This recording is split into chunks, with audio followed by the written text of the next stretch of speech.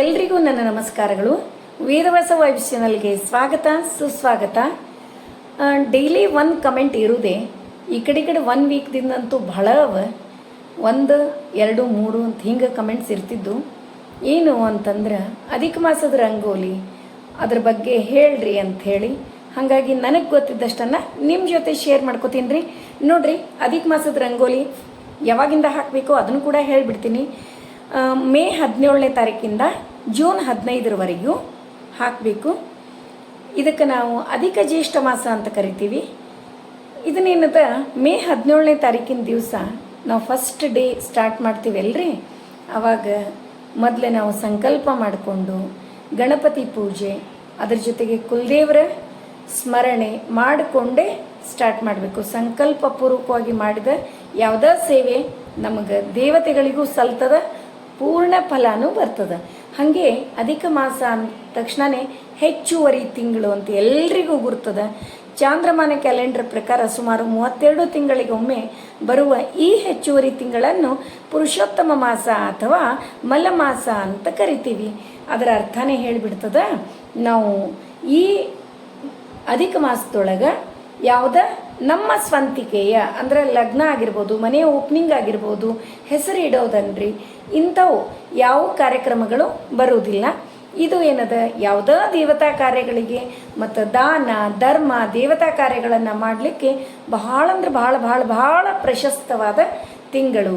33 ದಿವಸ ನಾವು ಮಾಡಿದ ಫಲ ಮಾತ್ರ ಬಹಳಷ್ಟು ಡಬಲ್ ಆಗಿ ಬರ್ತದೆ. ಏನೇ ದಾನ ಆದರೆ ನಮಗೇನು ಸಾಧ್ಯನೋ ಅದನ್ನು ಮಾಡೋದು. ಅದಕ್ಕೆ ಈ ಸೇವೆಯನ್ನು ನೀವು ಹಿಡಿಬೋದು. ಆಕಳು ಮತ್ತು ಆಕಳು ಕರು ದಿನನಿತ್ಯ ಹಾಕೋದು, ಮತ್ತು ಅದಕ್ಕಿಂತ ಮುಂಚೆ ಶ್ರೀಕಾರ ಹಾಕೋಬೇಕು. ಶಂಖ ಚಕ್ರ ಪದ್ಮ ಹಾಕ್ಕೊಂಡು ತೋರಣವನ್ನು ಹಾಕಿ ನಾವು ಆಕಳು ಮತ್ತು ಆಕಳ ಕರುವನ್ನು ತೆಗೆದು 33 ಪದ್ಮಗಳನ್ನು ತೆಗಿಬೇಕು. ನೋಡ್ರಿ, 33 ಪದ್ಮಗಳು. ಯಾಕಂದ್ರೆ ನಾವು 33 ದಿವಸ ಹಾಕ್ತೀವಿ. ಮತ್ತು ಇನ್ನೂ ಒಂದು ಇದ್ರ ಜೊತೆಗೇ ನಾವು ದೀಪ, ಇದು ಮೊದಲನೇ ದಿವಸ 1 ದೀಪ, 2ನೇ ದಿವಸ 2, 3ನೇ ದಿವಸ 3, ಹಿಂಗೆ 33 ದಿವಸ ಅಂದ್ರೆ ಲಾಸ್ಟಿಗೆ 33 ದೀಪಗಳ ಆರಾಧನೆ ಆಗ್ತದೆ. ಒಬ್ಬೊಬ್ಬರು ದಿನನಿತ್ಯ 33 ಹಚ್ಚೋರು ಇದ್ದಾರೆ. ನಮಗೆ ಏನು ಸಾಧ್ಯನೋ ಅದನ್ನು ಮಾಡೋದು, ನಮ್ಮ ಕಡೆ ಏನು ಸಾಧ್ಯ ಅದ ಅದನ್ನು ಮಾಡೋದು. ಅದಕ್ಕೆ ಆಕಳನ್ನು ತೆಗೆಯೋದು. ಆಕಳಕ್ಕರು ಅವು ಅಚ್ಚು ಏನು ಹಾಕ್ತಿರಲ್ಲ, ದಯಮಾಡಿ ಅದನ್ನು ಮಾಡ್ಲಿಕ್ಕೆ ಹೋಗಬೇಡ್ರಿ. ಪ್ರಾಕ್ಟೀಸ್ ಮಾಡಿರಿ. ಇನ್ನೂ ಟೈಮ್ ಅದ.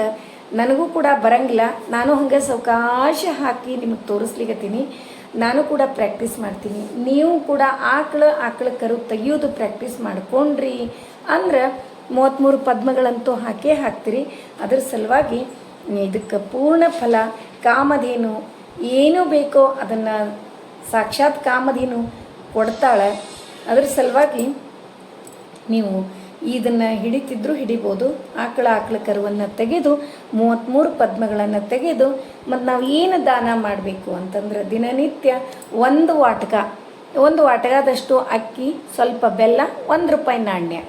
ಈಗ 1 ರೂಪಾಯಿ ನಾಣ್ಯವನ್ನು ಹಂಗೆ ತೆಗೆದಿಡೋದು. ಇಲ್ಲಾಂದ್ರೆ ನಾನು ದಿನನಿತ್ಯ 33 ರೂಪಾಯಿ ಇಡ್ತೀನಿ ಅಂದರೂ ಬರ್ತದೆ.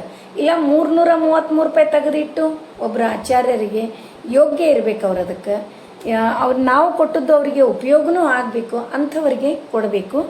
ಇದು ಆಕಳಿಗೆ ನಾವು ಅಕ್ಕಿ ಬೆಲ್ಲ ದಿನನಿತ್ಯ ಆಕಳಿಗೆ ಕೊಟ್ಟರೂ ನಡೀತದೆ.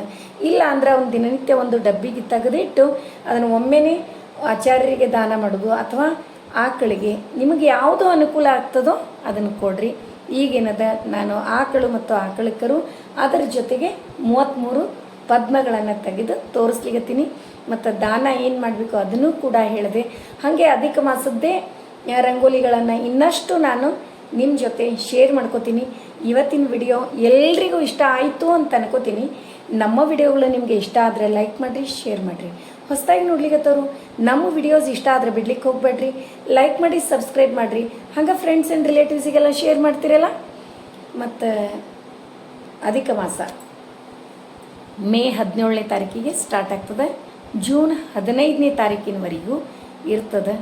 ಆದಷ್ಟು ಶ್ಲೋಕಗಳನ್ನು ಅವನು ಕೂಡ ಮುಂದಿನ ವಿಡಿಯೋದೊಳಗೆ ನಾನು ಆದಷ್ಟು ಅಪ್ಲೋಡ್ ಮಾಡ್ತೀನಿ.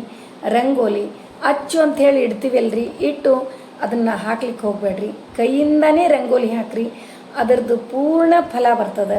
ನಾವೇ ಅಂತಿರ್ತೀವಿ, ನಾನು 33 ದಿವಸ ಮಾಡಿದೆ ನನಗೇನು ಫಲನೇ ಬರಲಿಲ್ಲ ಅಂಥೇಳಿ. ಆದ್ರೆ ನಾವು ಹೆಂಗೆ ರಂಗೋಲಿ ಹಾಕೀವಿ ಅದನ್ನು ನಾವು ಗಣನೆಗೆ ತಗೋಬೇಕಾಗ್ತದೆ.